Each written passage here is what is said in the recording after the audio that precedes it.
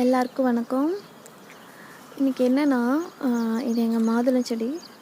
மாதுளையில் வந்து நிறைய பூக்கள் வந்து காய் பிடிக்காமல் உதிர்ந்துட்டே இருந்தது. நல்ல கொத்தாக பூ வைக்கும், ஆனால் அப்படியே உதிர்ந்துடும்.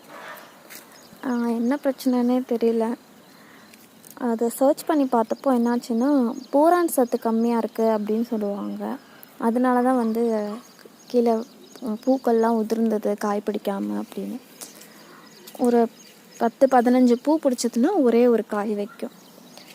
அதனால் நாங்கள் என்ன பண்ணோன்னா, இது இருக்குது இல்லையா, இது வந்து வெள்ளை இருக்குது. இந்த வெள்ளை இருக்க இலையை இடித்து தண்ணி இல்லைன்னா வந்து கோமியம் ஊற்றி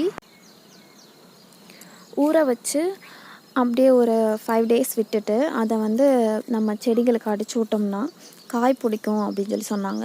நாங்களும் அதே மாதிரி பண்ணோம். அது பண்ணதுக்கு அப்புறம் வந்து இந்த மாதிரி